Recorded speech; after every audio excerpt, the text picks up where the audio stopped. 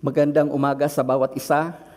Salamat at muli nagkakasama tayo ngayong araw ng pagsamba upang purihin ang ating Panginoon. Sadyang walang katulad ang ating Diyos pag ang pag-uusapan natin ay ang Kanyang kabutihan at ang Kanyang pag-ibig. Yan ho yung reason kung bakit buhay ka pa hanggang ngayon. Hindi pa tapos si Lord sa buhay mo. At dahil buhay ka pa, tinitiyak ko sa iyo, mas marami pang kabutihan, mas maraming biyaya pa ang ipaparanas sa iyo ng Panginoon. Lalo na pag makikinig ka sa mensahe natin ngayon. By the way, I hope hindi nyo nakakalimutan yung ating theme sa 2020. Ano nga ba ang ating theme ngayong 2020? Ito ho yung sinabi ng Diyos sa atin sa pamagitan ng ating senior pastor that this year, the church, at dahil kabahagi kayo ng church, kasama ka sa makakaranas ng plenty ngayong 2020. Hindi ka ba magpapasalamat kay Lord? Palakpakan natin si Lord sa kanyang kabutihan. Oh, thank you, Jesus. Kahanga-hanga ka pag kayo ang kumilos sa amin pong mga buhay. Nung sinabi ng ating senior pastor na ang ating theme ngayong 2020 is we will experience plenty in 2020, di pa laganap ang pandemic noon. Kaya nakakasiguro ako na, wow, nag-create ito ng excitement sa bawat isa. Maaring sa iba, ang pagkaunawa ng experiencing plenty is about financial stability. O maaring ang iba nga, nagkaroon ng kaisipan na, it's about material abundance, material breakthrough. At dahil doon nakagear ang kaisipan ng ilan, kaya maaring nagkaroon ng kaisipan na, yes, dahil tapos na ako sa pag-aaral, kaya makakatulong na ako sa paghahanap buhay, para mapag-aral ko naman ang aking mga kapatid o makatulong naman ako sa aking mga magulang. Yes, pasado na ako. Makaka-abroad na ako. At maaaring ang iba nag-isip na, yes, timing na timing. Yung pinaplano kong negosyo, masisimulan ko na ito ngayong taon na ito. Sa ilan, mayroong ganong nag-isip na ganon. At sa ilan naman, mayroon nung nagkaroon ng kaisipan na, yes, ma-restore na ho yung broken relationship namin. Or if not, well, sa taon na to, naniniwala ko, mas gaganda pa lalo, mas maging mabuti pa ang pagsasama naming magpamilya. At ito pa ho, makakapagsimula na kaming magbagong buhay. Maaaring ang ilan nga, nung marinig ko yun, nagkaroon ng kaisipan na, yes, dahil ang sabi ni Lord, makaka-experience kami ng plenty, so this might be the year para na ho kami magpapakasal. Pero nilinaw ho yan ang ating senior pastor, na ang theme na yan is more about spiritual blessing. Pag makuha mo ho ito, dala na, mapapasayo na yung financial na inaasa mo, mapapasayo rin yung relationship na maayos na pinakakaasa mo. Ano ang ibig sabihin talaga ng ating senior pastor when he says experiencing plenty in 2020 in relation sa being blessed spiritually? Sabi ng ating senior pastor, this year, he believes more will mature spiritually. Kaya nang tumayo mag-isa. Kung dati hindi maasahan, ngayon maasahan na siya. He will grow mature. Ito pa ho, he believes na sa taon na to, mas maraming tao ang magkukumit ng kanyang buhay sa Diyos. Mas marami ang maliligtas. Mas marami ang tao ang magkakaroon ng deeper relationship with God.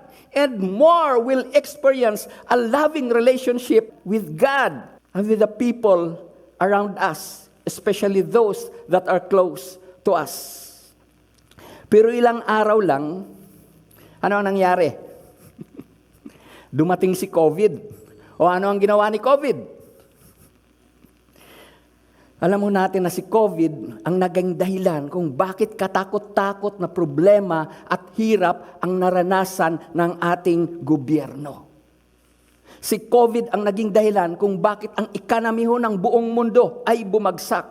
Si COVID din ang dahilan kung bakit nagkaroon ng pangamba, ng takot, ang halos lahat ng tao, lalo na kung hindi na nanampalataya sa Diyos. In short, di nyo ba napansin na ang ginawa ni COVID ay ito? Ginulo niya ang buong mundo.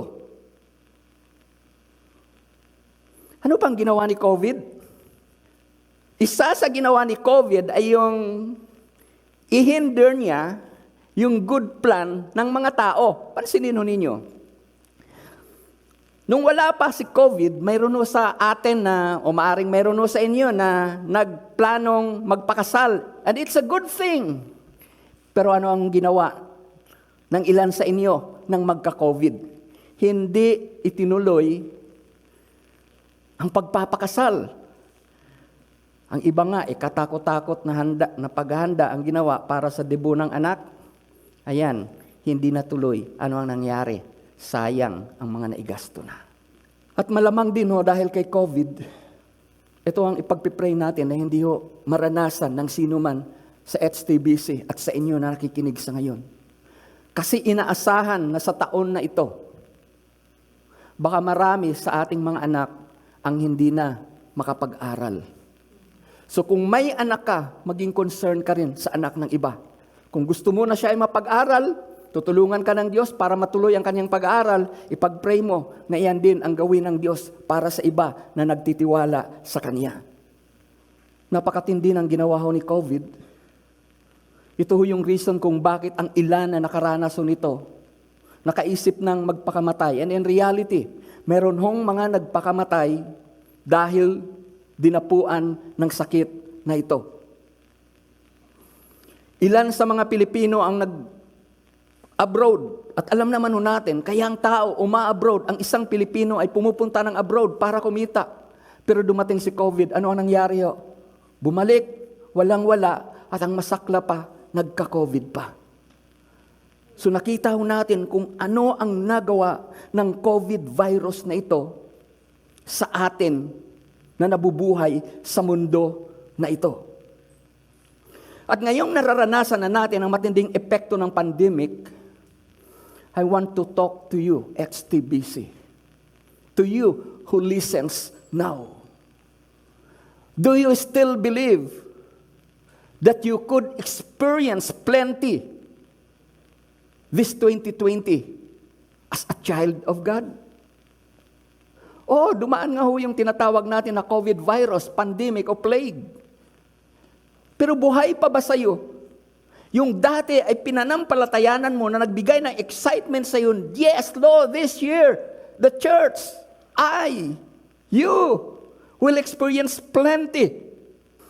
Alam niyo kung bakit ito ang message natin nung tinitingnan sa ngayon? Kasi gusto ko na ang bawat isa sa atin ay magkaroon ng tinatawag na deeper understanding of who really God is. Dahil ang ating pagkaunawa sa tulong na magagawa ng Diyos sa atin, iyan lamang ang magpapalakas sa kalooban natin upang maharap ang pandemic na ito na hindi man lulumo, na hindi magkaroon ng isang hopeless attitude. It's only our faith in God. It's only our faith in what God can cause you to keep on going in spite of the difficulties that we are experiencing right now. Meron akong gusto na titingnan natin sa Bible kasi gusto ko na ang ating pananampalataya sa Diyos, it comes directly from the Bible. Ito yung tanong na gusto ko na masagot ng Bible. Magagawa nga ba talaga ng Diyos na iparanas sa atin ang plenty kahit may pandemic? Kahit na lumalapang sitwasyon sa atin ng kapaligiran, dala ng epekto ng pandemic, buhay pa ba? Mananatili pang buhay sa atin ng mga puso na ang Diyos ay hindi magpapabaya sa kanyang pangako. Titingnan natin yan sa Bible mismo, sa salita ng Diyos mismo, kung ano ang sinasabi niya sa mga bagay na sinabi niya. Okay, punta tayo sa Nahum chapter 1, verse 3. Yung second part ang ating titingnan. Meron ako ditong mga inilista na mga translation ng Bible para makita ninyo na kahit saang translation nyo ng Bible titingnan ito, ay ito ang ating mababasa. Ang sabi sa New King James, Nahum chapter 1, second part ng verse 3. The Lord, the maker of the universe, the one who loves us, the one who gives His life unto us, the Lord has His way in the whirlwind and in the storm. Okay. Tingnan nun natin yan sa NIV, ganun din sa RSV translation. Pareho din ang nakasulat ho dyan. Sa NIV, ito ang ating makikita, His way is in the whirlwind and in the storm. Brethren, pag atin nung pinag-aralang mabuti ang verse na yan ay nagsasabi na either with storm or without storm, they are both alike to God. Pareho lang ho yun. Hindi natitinag ang ating Diyos with or without the storm. God could do what He wants even in the midst of storm. Nakita niyo na ho? Ang buhay mo maaaring nasa gitna ng matinding problema. May matinding karanasan kayo naranasan sa ngayon. But if we understand who God is, God knows why He allowed those things. Do you trust in the wisdom of God in allowing difficult things unto us? Ito lang po yun ang maganda sa verse na yan. Kasi sa verse na yan, pag ating tiningnan, hindi lang sinasabi yan na God can. Pero alam niyo kung ano ang best part ng verse na yan? Hindi lamang siya, God can do what He wants to do. Pero ito yung makikita natin sa verse na yan, God wants to do good things for you. Kasi pwede ho akong may maitutulong. Pero kung hindi kita gustong tulungan, wala kang maranasan mula sa akin. Pero ang Diyos, kakaiba ho yan. Yung kaya niya, gusto niyang iparanas yan sa'yo. Kaya niyang pagalingin ka, kaya gusto niyang maranasan mo ang kagalingan. Kaya niyang ayusin ang pangit na sitwasyon ng buhay mo, kaya gagawa siya ng paraan para ang buhay mo ay mahango mula sa isang pangit na sitwasyon patungo sa isang maayos na sitwasyon. Nawa, pag naranasan mo yan, ang buhay mo will be offered to God now. You will start to serve God now, not tomorrow. Dear brethren,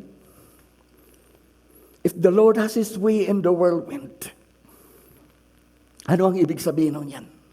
He has a way. Naalala niyo ba yung paborito nating kanta? Waymaker. Yes, our God is waymaker because all things are possible to Him. And if you believe, you will experience what God can do to you. Why? Because storms, bad situations will never hinder the purpose of God in your life, in this church. Nothing. Now, i-apply natin yung verse na yan sa ating sitwasyon ngayon na meron hong pandemic. Kung si Lord pala ay isang waymaker, ibig sabihin nun yan, kaya kang proteksyonan ng Diyos, kaya kang ingatan ng Diyos, kaya kang ilayo ng Diyos, kaya ng Diyos na hindi ka maapektuhan ng COVID virus na ito. So kung kaya ka palang protektahan ng Diyos, what gives you fear? Why fearful? If the loving God wants to embrace you, why worry? If God can do anything that you need, magagawa yan ng Diyos. Sabi sa medical science, COVID virus stands for coronavirus disease. Pero Kristiyano na ho tayo. We could make a stand against COVID. Let's redefine what COVID is. Ito ho. Because our God is waymaker and Christ Himself is God. And Christ Himself is our Lord. That means COVID, we could redefine it as Christ is over coronavirus. Every knee will bow, every tongue will confess that Jesus Christ is Lord. So COVID virus, they will fall down in front of Jesus. So Christ is over virus diseases. Yan o yung bagong definition. Kailangan ho natin itong i-redefine based on our faith para ma-strengthen ho tayo. At ito pa ho, maaaring ang sitwasyon mo ngayon ay nasa tinatawag natin na very intense difficulty. So pag in-apply ho natin yung redefined COVID, ano ang ibig sabihin yan? Christ can overcome very intense difficulty na nararanasan mo. Yes, that's what Christ can do kay COVID. Oh, praise God. Alam nyo, isa sa pinagpapasalamat ko sa Diyos, ibinigay na kaagad ng Diyos yung experiencing plenty bago pa mangyari ito. So we have to be very careful. Pagka si Lord ay nagbigay ng may sinabi na ganito o ganyan, it could be a warning, it could be a preparation for you to prepare. So every time that God tells us something in advance, be sure to listen. Be sure to give your ear to the voice of God. Now, gusto ko natin hong maintindihan na pinag-uusapan ho natin itong kayang gawin ni Lord na hindi ka maapektuhan ng COVID. Pero bakit marami ang hindi nakakaranas nito? Ay magagawa pala ni Lord bakit? Ang dami pa rin hong puno ng alalahanin. Ang dami pa rin ho talaga yung sobrang worried na naranasan. Sobrang lito pa rin ho sa buhay. At ang nakakalungkot ho dyan, pagka-Kristiyano na ho, sana ho, I pray ng message na to, magbigay ho sa atin ng enlightenment that all God wants to develop in us is our faith. Our faith in Christ. Para maranasan ho natin yung kapangyarihan ng Diyos sa ating buhay, para mapaglabanan ho natin itong pandemic na to, or maaring may iba kang sitwasyon na naranasan sa ngayon. Maaring ang inaasahan mong mahal sa buhay, imbes na ikaw ang alalayan, sa iyo makiramay, ngayong panahon na to ay nandoon sa iba. Mas pinili ho yung iba. Hear the message of God now. This will set you free. Para maranasan ho natin ang tulong ng Diyos, I want us to clarify na pagka iparanas man ng Diyos ang kanyang kapangyarihan sa atin, ang basihan ho niya, ay hindi ho yung dahil sa ang ganda ng status mo sa buhay. Hindi ho yung kasi pastor ka, hindi ho yung kasi leader ka.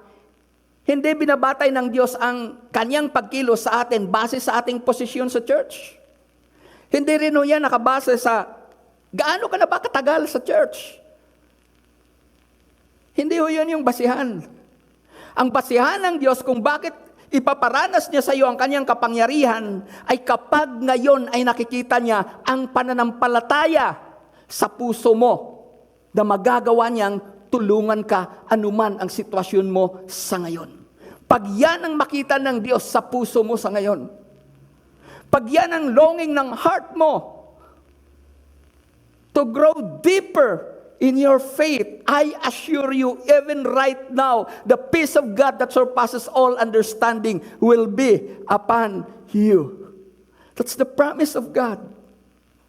There is that kind of peace that you could not understand. Yes, the situation around us does not change. But because God did something in your heart, it become peaceful. You experience stillness. And it is the work of the Spirit in the heart of a believer who fully put his trust in Him, in God. Oh, praise God. You who listens now, you are a candidate para i-bless ni Lord ngayong taon na to, kahit may pandemic pa. Kaya lang, kumbaga sa sasakyan,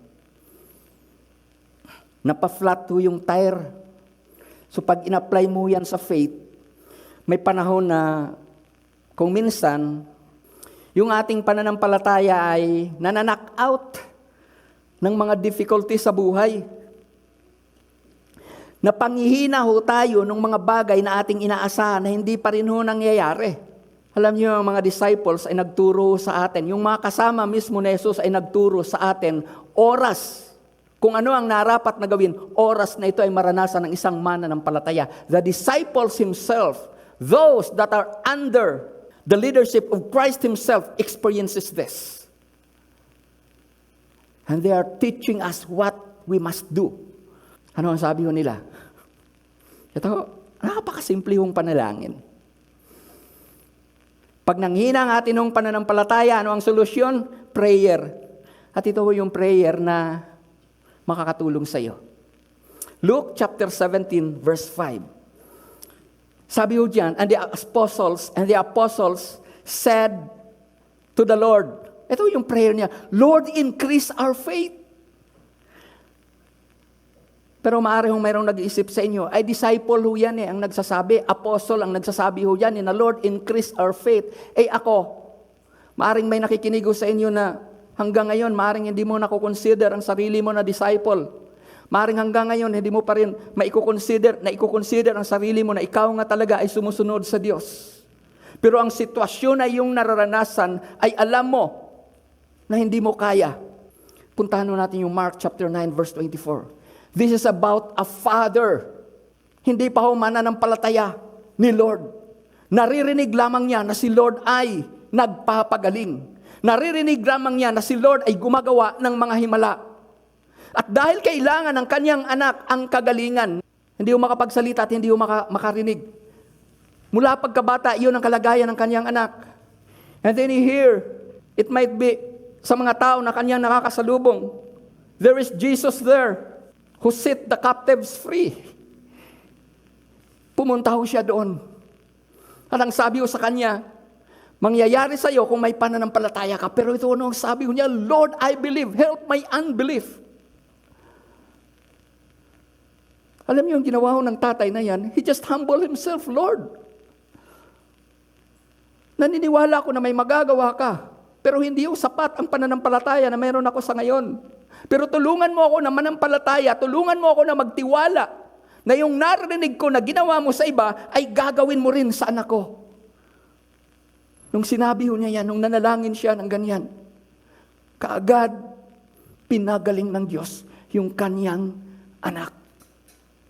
So hindi ho natin dito tinitingnan ho yung pananampalataya ng disciple, pananampalataya ng apostle, pananampalataya ng 20 years na sa Panginoon. Maaaring ngayon mo pa lamang napakinggan ang message na to. Ngayon ko ang Holy Spirit ay nangungusap sa iyo nang kailangan mo lamang para maayos ang pamilya mo. Ang kailangan po lang para makakilos ang Diyos sa pangit na naranasan mo ay pananampalataya. Pray that kind of prayer. Lord, I want to believe, but I have unbelief. But help me in my unbelief. And if you will sincerely do it to God now, I assure you, mararanasan mo ang tulong, ang kilos, at ang pag-ibig ng Diyos sa iyo. Okay. Balik ko tayo doon sa ating paki-flash muli ho yung ating experiencing plenty in 2020 na ating theme.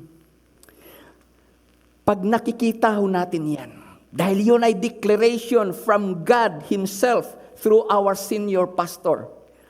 Hindi ho ba parang sinasabi ng Diyos sa atin, HTBC, kasi sa atin niya talaga direktang sinasabi ho yan HTBC, this is what I'm going to do to you this 2020. Hindi ba parang ganun ang ibig sabihin ho yan?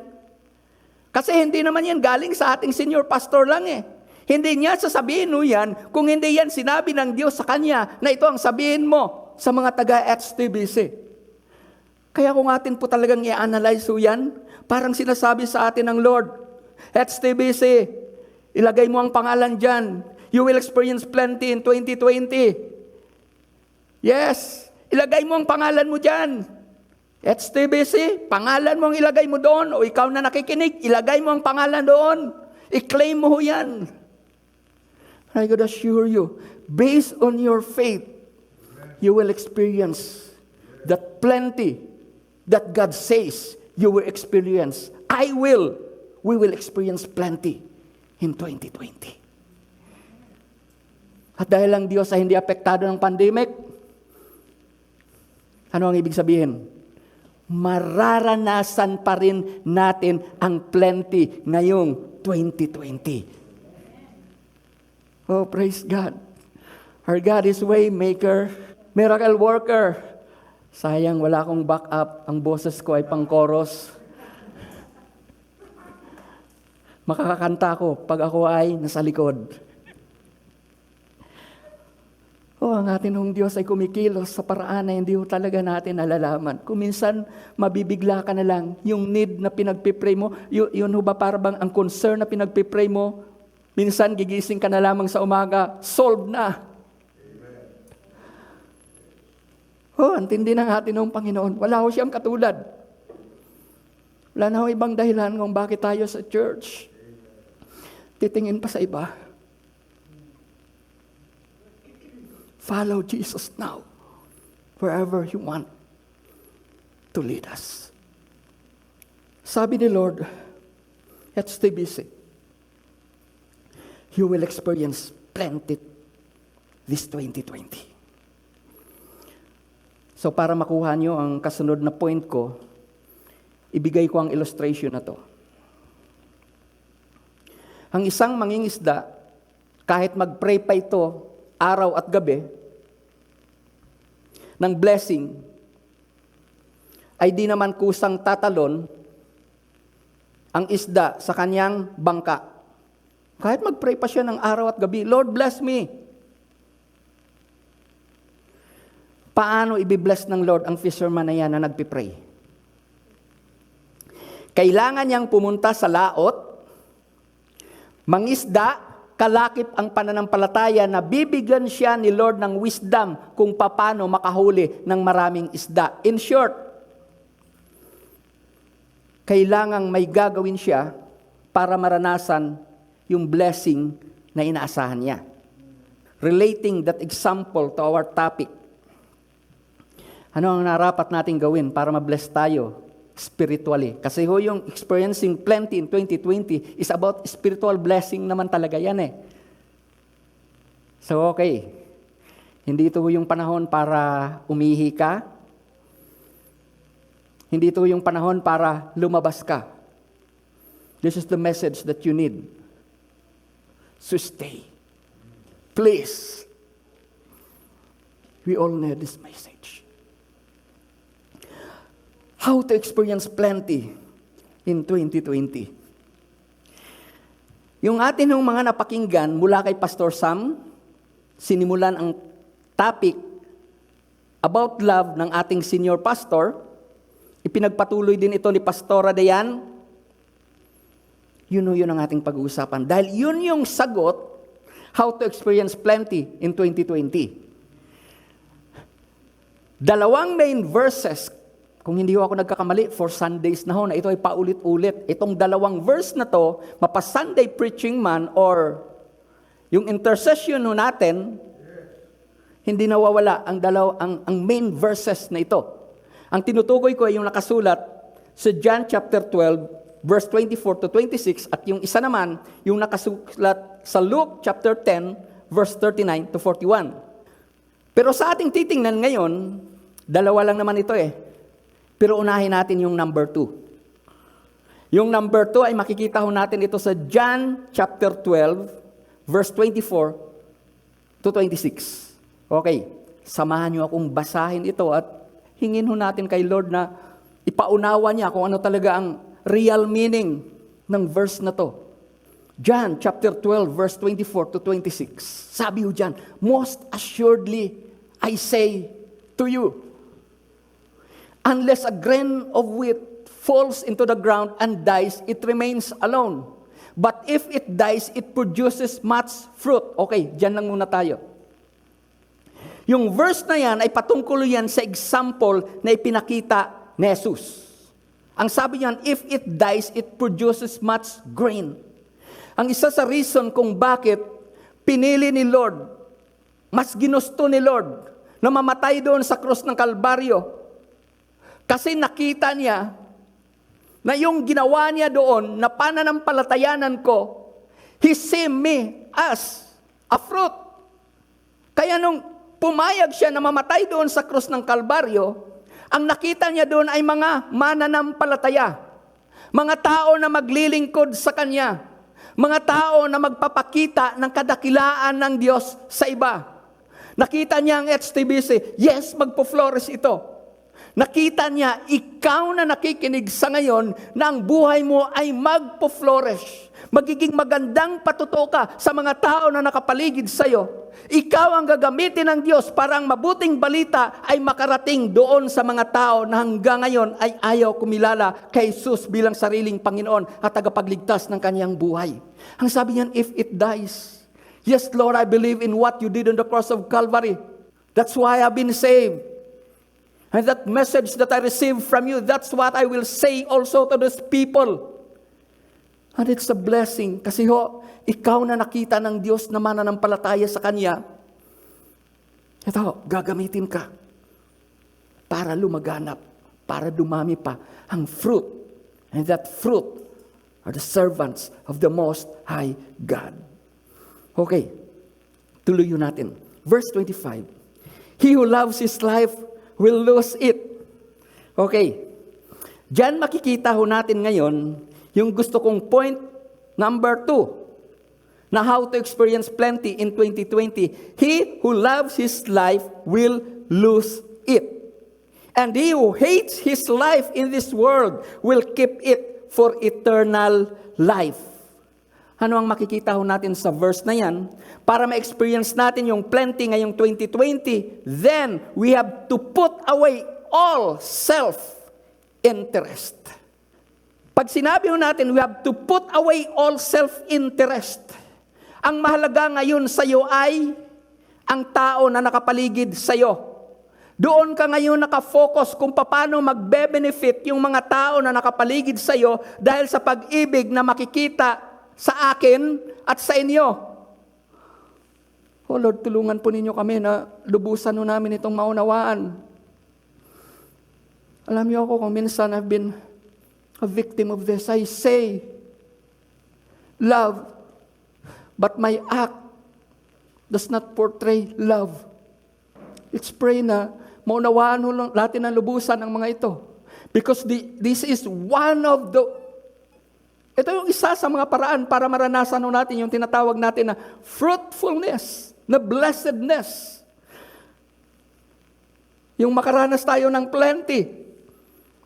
Magbibigay ako sa inyo ng isang illustration patungkol dito. Dalawang magkaibigan ang naglalakad sa Himalayas Mountain. Papunta sila doon sa kabilang Ibayo. Then along the way, may nakita sila na dahil po yun ay nasa freezing point, so sobrang lamig, mayroon silang nakita doon na isang tao na nakahandusay, pero buhay pa. Hindi nakayanan yung ginaw. So sabi nung isa, isama natin ito. Pero yung sabi nung isa niyang kasama, hindi. So yung nagsabi na isama natin ito, nagdesisyon siya na ikarga niya. At dahil siya ngayon ay may karga, sabi niya doon sa kanyang kasama, mauna ka na. Nauna yung kanyang kaibigan Hindi siya pinakailaman doon sa ginawa niya. Nakaraan ng ilang oras, lakad ito ng lakad ng tao. Ang tao na to may pasan-pasan. Then, sa daan may nabangga ang kanyang paa. Anong kanyang tiningnan? Yun yung kaibigang kasama niya. Ang reason pala kung bakit siya ay nanatiling buhay. Yung init ng katawan na pasan-pasan niya at yung init ng katawan niya nakadagdag. At dahil sa effort na kanya in-exert, nakadagdag nag-release yun ng energy sa kanya. At yung energy na yun po yung lumaban doon sa lamig. Yun yung dahilan kung bakit siya na may pasan-pasan nakarating doon sa patutunguhan niya. So this lesson is true. He who loves his life will lose it. He will lose your reputation. You will lose your good example. Your brethren. Sana ito yung isa sa mawala ho sa atin, yung parang sobrang interested tayo sa mga bagay na pansarili. Ang isa sa mga dahilan kung bakit hindi ho natin magawang umibig is because we are not willing to sacrifice. We are not willing to do something that others will benefit. Kadalasan ang tao, lalo na ho yung mga hindi kumikilala sa Diyos, gagawa lang siya kasi siyang makikinabang. But that's not the principle of the Bible. Ang sabi ho dyan, if you want to save your life, sabi nga ho dito, balikan ho natin yun. He who loves his life will lose it, and he who hates his life in this world will keep it for eternal life.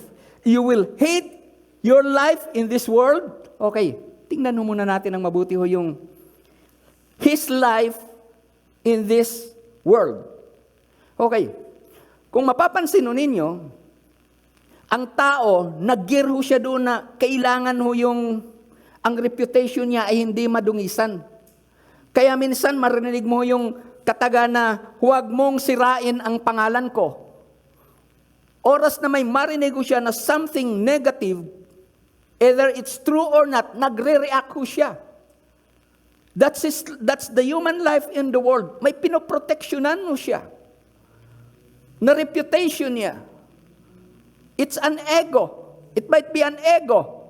Kung minsan nga marinig natin na sa anak, huwag mong dungisan ang pangalan natin, ha?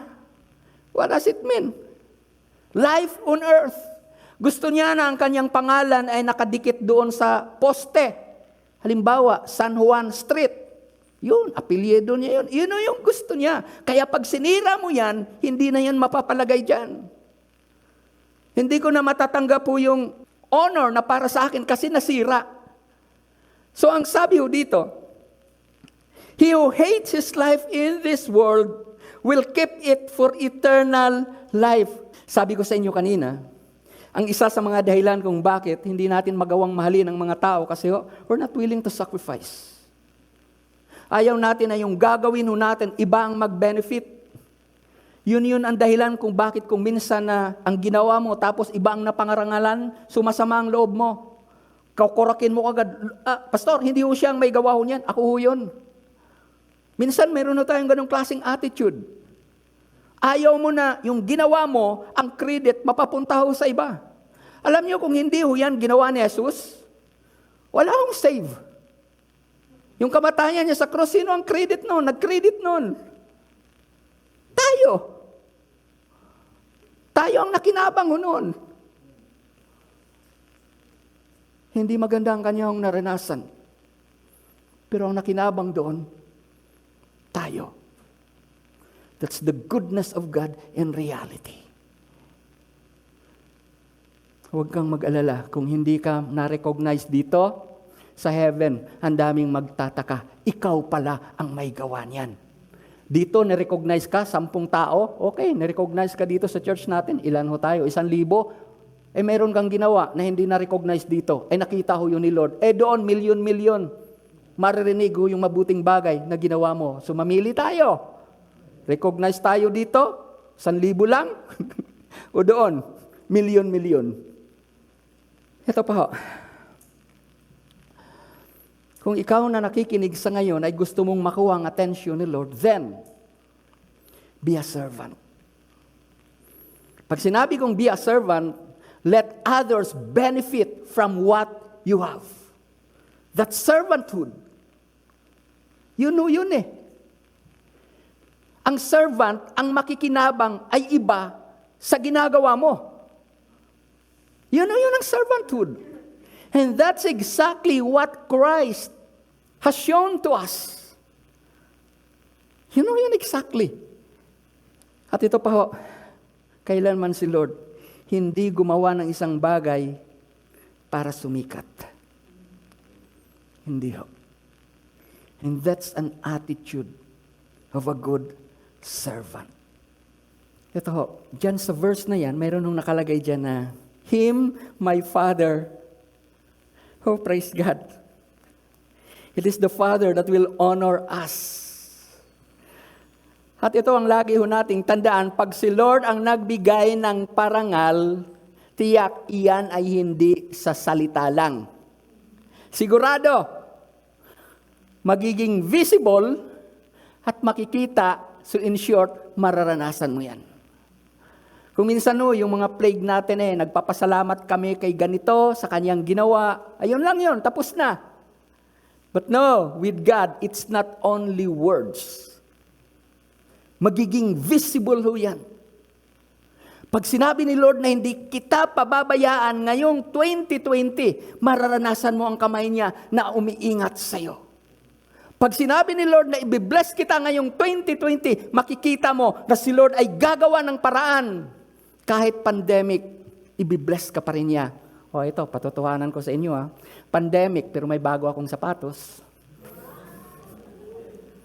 Salamat din doon sa ginamit ni Lord na magbigay ng bagong belt. Ito, salamat. Maaring nanonood ka sa ngayon. Ito, suot ko na. You see? Hindi hadlang ang pandemic para hindi ka i-bless ni Lord. Ang tanging lang naman doon, yung parabang titingnan lang natin kanino mo inilalagak ang trust mo? Pag inilalagak mo ang trust mo sa tao, limitado ang magagawa ng tao. Yes, parang tumutulong siya noon kasi wala pang pandemic ngayon, gusto man niyang tumulong, hindi na niya magagawa. Pero pagka kay Lord tayo humingi ng tulong, unlimited yung magagawa ng Diyos. Oh, praise God, mamili ka sa limitado o sa hindi limitado. The wise decision is always to come to the unlimited God. Oh, thank you, Lord. So kung magiging visible yung ating inaasahan sa Diyos, ano ang ibig sabihin niyan? For sure, you will experience plenty in 2020. Kita hindi lang salita Gagawin kasi ni Lord na visible yan So kung ikaw ay nananampalataya kay Lord, at ang desire ng puso mo ay talaga naman mahalin ang ibang tao, kaya natutuhan mo ngayon na hindi ka na maging selfish. Gusto mo na i-put away yung self-interest na meron ka. Hindi maaari na hindi mo makuha ang attention ng Diyos. Ang sabi, ulitin ko, Him, my Father, will honor. Yan yung point number 2 na ating inuna. So maaaring sa napakinggan mo, yes Lord, gusto kong gawin yan. Kaso lang, let me warn you, gustuhin mo man ito, kung hindi mo magagawa itong number 1, hindi ka pa rin magiging totally blessed. Kasi magagawa mo lamang yung number 2 na ating inuna kung magagawa mo itong number 1. Punta tayo ngayon sa Luke chapter 10, verse 39 to 41. Simulan natin yan sa verse 39. Basahin muna natin, saka natin titingnan kung ano ang ating makikita sa verse na yan. And she had a sister called Mary, who also sat at Jesus' feet and heard His word. Okay. Diyan pa lamang, makikita natin kaagad ang isang senaryo. Si Maria na binabanggit diyan ay nandoon sa paanan ni Jesus. Manghihingi ng prayer request. Hindi ko sinasabi na masama yun Hindi. Hindi yun yung purpose niya. Ano ang purpose niya? Makinig. Okay. Who also sat at Jesus' feet and heard His word. But Martha was distracted with much serving, and she approached Him and said, Lord, do you not care that my sister has left me to serve alone? Therefore, He tell her to help me. Okay. Mayroon ba kayong napansin dito sa kwento na ito, ibibigay ko sa inyo ang senaryo na similar dito, O halimbawa ako, saka si Ate Rona ay magkapatid. Pumunta kami, dinalaw kami ni Pastor Jesse.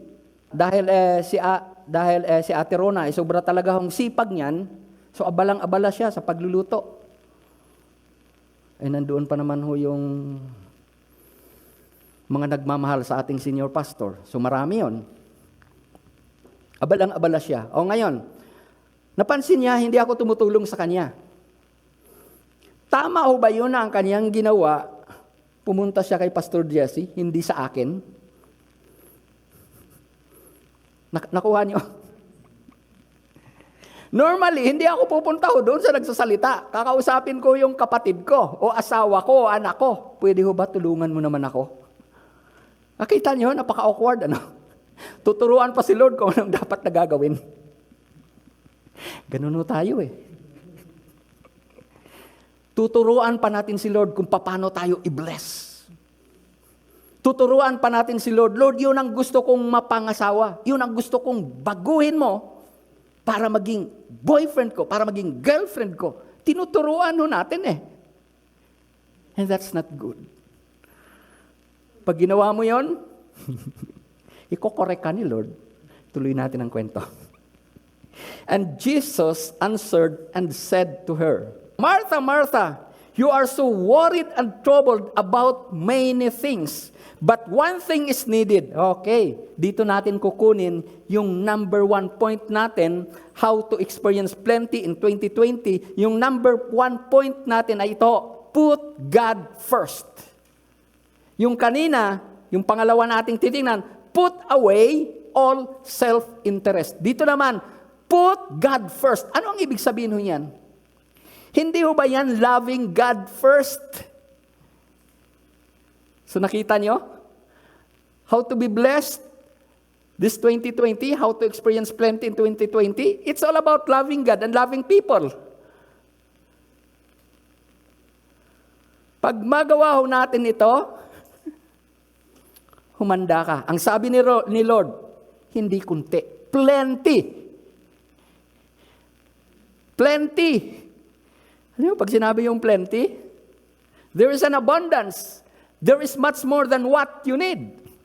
But, let's ask God na yung tinuturo niya sa atin ngayon ay magawa ho natin. Number 1, put God first. Ang ibig sabihin yan, we have to love God first. Pag tinignan ho natin ngayon yung verse na yan, sinasabi sa atin ng verse na yan na, ang bigyan mo ng priority o ang unahin mo na bigyan ng attention ay si Jesus. Yun ang sinasabi ho ng verse na yan. Prioritize or give attention to Jesus first. Let no one or anything be between you and God. At iyon ang ginawa ni Mary. Hindi siya pumayag na mayroon hong magpagitna between her and God. Kaya ano ang kanyang ginawa? He go right in front of Jesus. Yun eksakto ang ginawa. Ayaw niyang mayroon pang magpagitna. Kaya ang ginawa niya, dinikitan na niya. And that's loving God. Inuuna mo si Lord, that's loving God. At ito ngayon ang maganda. Ano ang naranasan niya nang si Lord ang kanyang inuna? Of course, dahil yung ginawa niya kanina, ang sabi, to hear His word, pag nakikinig ko tayo ng salita ng Diyos, ano ang maranasan? Of course, faith will be strengthened. Of course, relationship towards Him will be developed. Mas lalo mong nakikilala yung ka-fellowship mo. Yun ho yung isa. Pero mayroon ho tayong gustong makita dyan, yung nasa verse 42. Verse 42. But one thing is needed, and Mary has chosen that good part which will not be taken away from her. Di nyo ba napansin na sa verse na yan, kinumend ni Lord si Mary doon sa kanyang ginawa? So kung gusto natin na i-commend, ano yung i-commend sa Tagalog? Iba purihin, sa ibang salita, ipagmalaki. So kung gusto natin na ipagmalaki ho tayo ng Diyos, be sure to put God first. Put God first. Iko-comment ho tayo ni Lord doon sa ating gagawin na siya ang ating inuuna. Pag si Lord ang nag-commend, salita lang ba yon? Sabi ko sa inyo kanina magiging visible ho yun Magiging visible pag si Lord ang nag-commend. Ngayon, pag tinignan natin yung Bible, ang makikita natin dyan, wala pang tao na hindi blessed ni Lord na siya ang inuna. Psalms, I think 37:25. Baka pakicheck.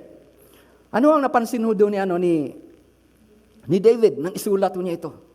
Nung tiningnan niya ang buhay ng mga sumusunod sa Diyos, ni minsan hindi niya nakita na ang pamilya na yon, yung pamilya niya ay pinabayaan ng Diyos.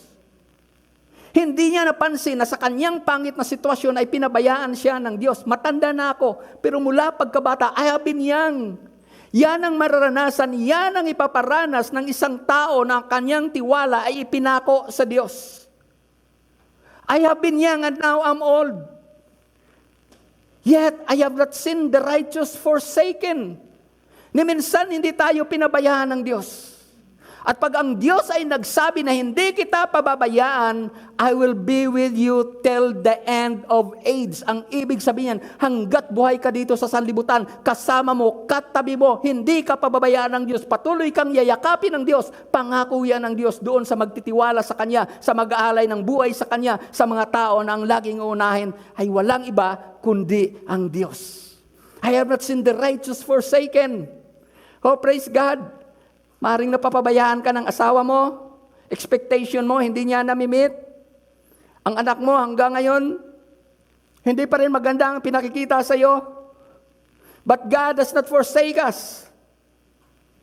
Nor is descendants begging bread. Kung mapapansin natin dyan, hindi naman lahat ng anak ni David ay okay Yung mga sumunod sa kanya. Pero ano ang sabi ng Bible? Hindi pinabayaan ng Diyos yung mga sumunod sa Kanya. Kaya hindi yun pinabayaan ng Diyos kasi meron isang David na sumunod sa Diyos, na inuna ang Diyos. Dear brethren, huwag kang malungkot kung hanggang ngayon hindi mo pa nakikita yung pinagpe-pray mo sa anak mo. Look what David experiences. Hindi lahat ng kanyang mga anak, okay. Pero ano ang sabi Yung descendants niya, hindi ginutom ng Diyos. Hindi sila pinabayaan ng Diyos. You could be the only Christian in the family. But if God see your faith,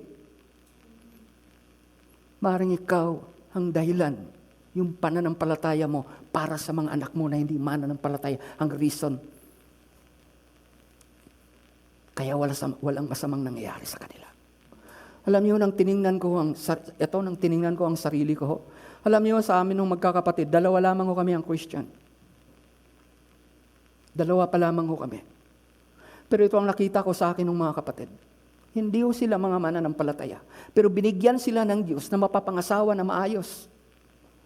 Maayos ang kanilang buhay, pero hindi ito mga mananampalataya. Nawaho makita natin yung kabutihan ng Diyos that it extends to the people that are close to us. It is extended. That's grace working in us. That's the mercy of God in us. I have been young and now I'm old. Yet I have not seen the righteous forsaken, nor his descendants begging bread. Sana magbigay ito sa atin ng confidence. Itong anak ko na mahal ko, hindi ito pababayaan ng Diyos. Pag-aaralin ito ng Diyos. Iingatan ito ng Diyos. Gagabayan ito ng Diyos. Ililigtas ito ng Diyos. Pag yan ang makikita ng Diyos na pananampalataya sa atin ng mga puso, they are counted before God. They are yes before God. I will do it for you, my son, because I love you. Meron akong ibibigay sa iyo na kwento about Eric Liddell. Si Eric Liddell ay kinatawan ng Scotland at saka ng British Empire noong 1924 Olympics na ginawa sa Paris. Mananampalataya ang tao na to. So nagkataon na yung kanyang sinalihan na doon siya talaga nag-training na 100-meter dash. Yung finals, Sunday ang schedule. Pero talaga matindi ang kanyang conviction sa Lord kasi ang kanyang mga magulang ay misyonaryo sa China at doon siya ipinanganak. Pinalaki siya ng kanyang mga magulang na may takot sa Diyos. So para sa kanya ang paglaro ng Sunday, ayun pong hindi pagbibigay ng honor sa Diyos. So sabi niya, hindi ako maglalaro sa 100-meter dash. So ang ibang mananampalataya, ang tingin sa kanya napaka-legalistic. At maging yung kanilang buong bansa nang malaman ito, napaka-unpatriotic ang tawag sa kanya. Pero itinuloy niya ang kanyang conviction na hindi ako maglalaro. So hindi siya talaga nakasali doon sa expected na laro na siya ang mananalo. Pero meron pa akong ibang laro. Yung 400-meter dash. Hindi siya sanay doon, hindi yun yung training niya. Pero walang available na runner ang kanilang bansa para doon. So sabi niya, bakit? Hindi na Sunday yung game, yung laro. So pag tinignan natin ay parang ganito Ang isang boxer na lightweight, ilalaban mo sa isang heavyweight. Ganun yun ang senaryo dito. Dumating yung araw ng pagtakbo niya sa 400-meter dash. Wala akong naniniwala sa kanya na mananalo siya. Number 1, hindi yun yung training niya. Hindi siya nag-train minsan para doon. Pero nagtitiwala siya sa Diyos. So bago magsimula yung games, mayroon nung isang mananampalataya na nag-abot sa kanya, isang maliit lang na papel. At ito yung kanyang nabasa. Basahin ko po para eksakto. Ito ang nakasulat doon. In the book it says, "He that honors me, I will honor, wishing you the best of success always." Bago siya tumakbo ng 400-meter dash. Nasa puso niya yan yung salita dito na, "He that honors me, I will honor him." Alam mo kung ano ang ginawa ng Diyos? Siya ang nanalo sa 400-meter dash na hindi naman yun yung training niya at nagwagi siya na world record. Bakit? He honors God. Ang ibang mga athlete na mahilig sa sports, pagkatapos nun talagang dahil sila ay sikat, kaya naging yung parabang endorser, kinukuha itong mga endorser. Minsan nga, may nag-aartista Pero hindi yan ang ginawa niya. Pumunta siya ng China, naging misyonaryo sa China. Okay, ang sabi ni Lord, "I will honor him that honors me."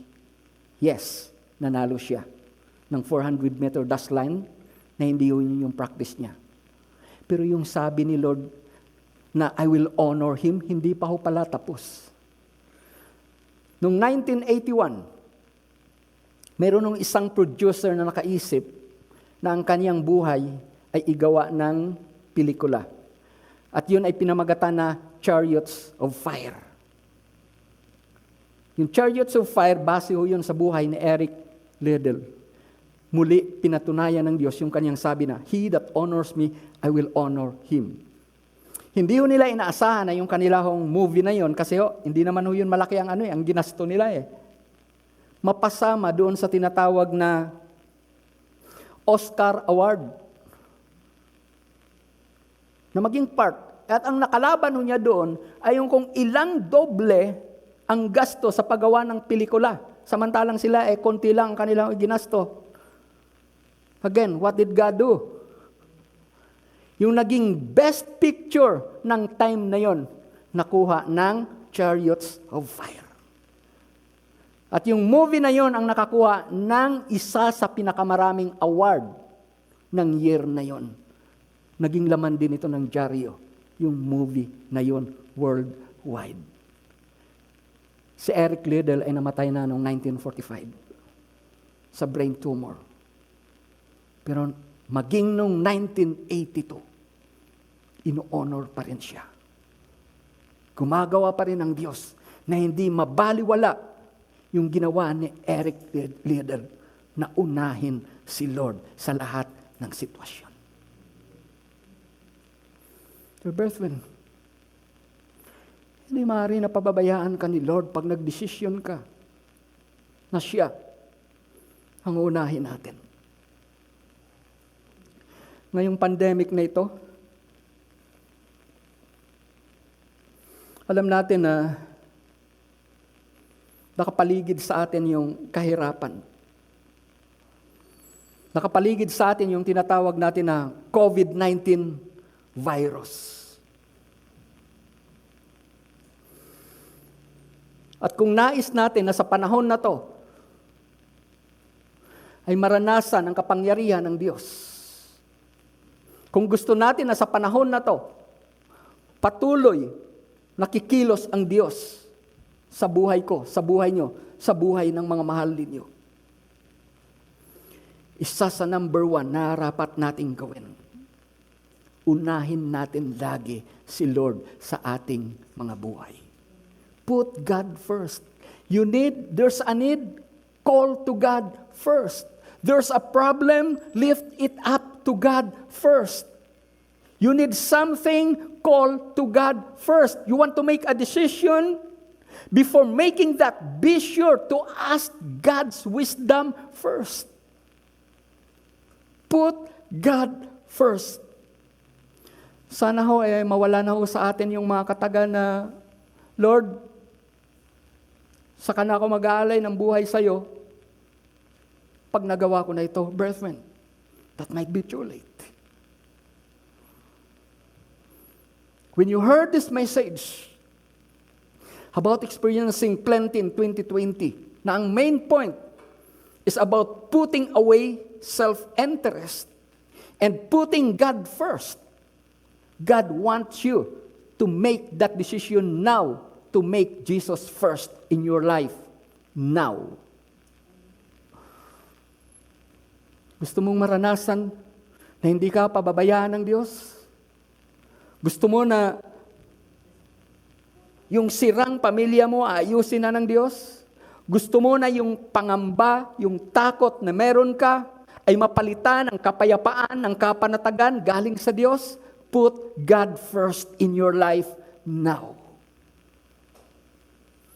Hindi ho bukas. It might be too late.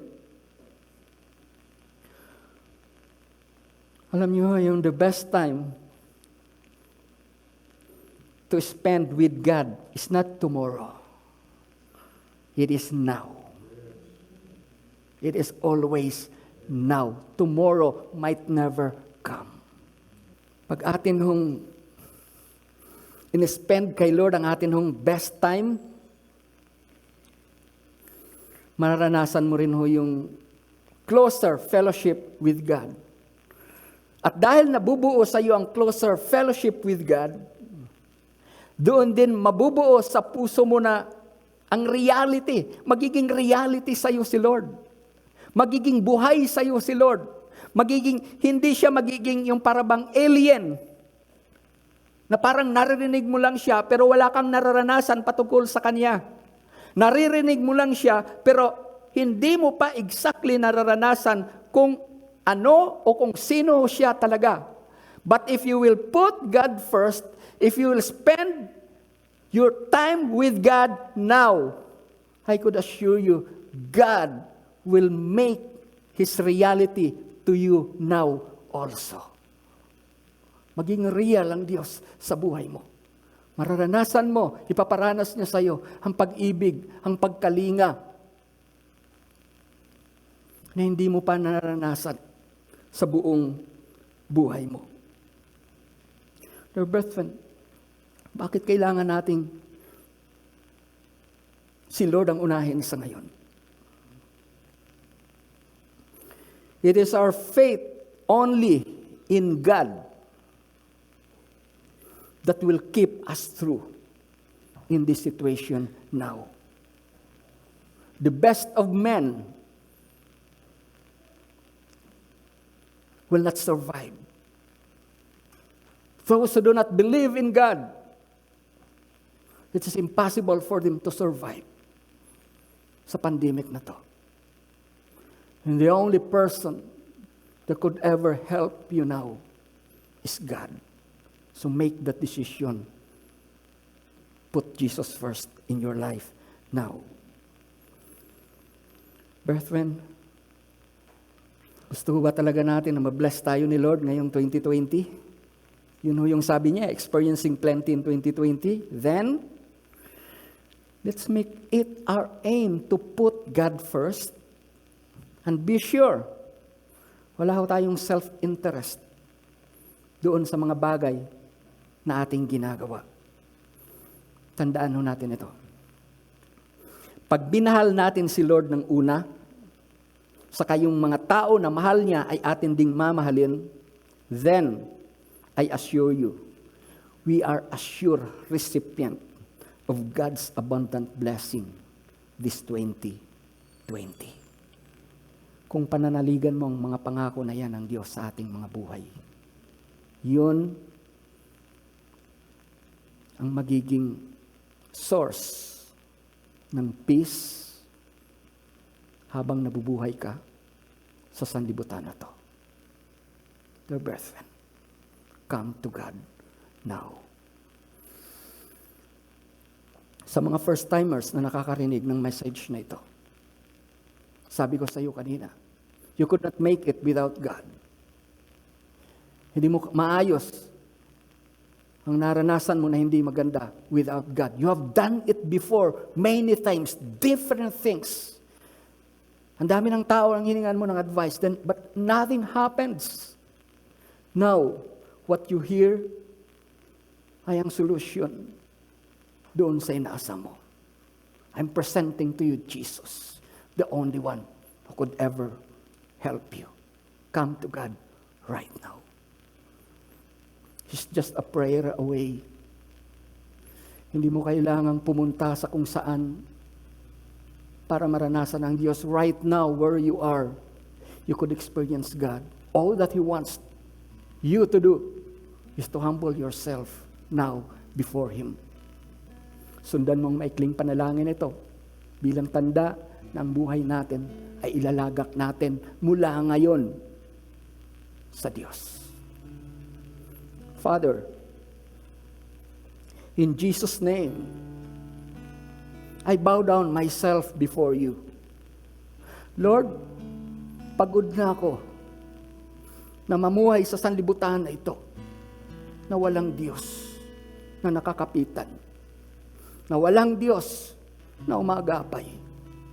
Panginoong Diyos, gusto kong kilalanin ka bilang Diyos at Panginoon ng aking buhay. Sa oras na ito, Lord, yung makasariling pamamaraan na ginagawa ko para mabuhay ako, ipinapalit ko po ito, Lord, sa pagtitiwala sa iyo. Panginoon, patawarin mo ako sa aking mga pagkukulang. At sa umaga na ito, ang gusto ko na sundin ay kayo. Patnubayan mo ako, Lord, habang ako ay nabubuhay sa sanlibutan na ito. Salamat, Panginoon, ang salita mo na pinanampalatayanan ko ay tiyak na mararanasan ko. In Jesus' name. Sa lahat ng mga nakikinig sa ngayon, use this time to pray before God. Hingin mo sa Panginoon, hindi ko alam, iba't iba ang inyong mga pangangailangan. Pero ang Diyos natin ay hindi nalilito. Sabay-sabay man tayo na mag-pray. That's who our God is. He could talk to us individually. Let's pray. Let's come to God. Let's ask His grace to be poured upon us now. Father, sa aming kalagayan sa ngayon, na i-prove ho namin, hindi ho yung galing namin Hindi ho yung talino namin, Lord. Hindi ho yung accomplishment namin, my dear Father, ang pwede naming gawing batayan para manatili na maging maayos ang aming buhay. Nakita namin sa ngayon, Lord, that life without you becomes meaningless. Life without you, Lord, we just end up in hopelessness. Pero Lord, salamat. You are the God that brings hope to the hopeless. I pray, Lord, anumang need ng mga anak mo sa ngayon, iabot mo ang iyong mapagpalang kamay sa bawat tahanan. Ipadama mo sa kanila, Lord, ang iyong pag-ibig. Abutin ang kanilang mga pangangailangan. At higit sa lahat, Lord God Almighty, bigyan ng kaunawaan, tulungan na manampalataya, na may magagawa ka para sa ikakaayos ng aming buhay. Mula sa isang hindi magandang nararanasan namin sa ngayon. Lord, you have your own way in doing things, and we allow you to do it for us, our Father. Anyway, magustuhan man ho namin yun o hindi, pero sabi sa iyong salita, all things work together for good. We may not understand, Lord, what you're doing, but because we know you are working in ways that we could not understand, what is important, our Father, you're working it out of your love to us. At dahil mahal ninyo kami, Lord, isang bagay ang tiyak, lahat ng mangyayari, Lord, yun ay para sa aming ikabubuti. It might be painful sometimes, Lord. It may not be, Lord, according to the way that we want it. But because we believe, our God, that you love us, ano man ang ipapahintulot ninyo na maranasan namin, it will always be for our own good. Father, sa umaga na to, mula sa aming senior pastor at sa kanyang asawa na ginamit mo para magkaroon ng HTBC. At sa bawat isa na nakikinig, Lord God Almighty, sa message na ito, I pray, my dear Father, continuously guide us, continue to envelope us with your loving presence and with your guidance, Lord. Salamat po, Lord, sa iyong biyaya. Pagpalain niyo ang bawat isa sa amin. Ang lahat ng ito, Lord, ay aming hinihiling ng may pagpapasalamat sa pangalan ng aming mapagmahal na Panginoong Hesukristo. Amen.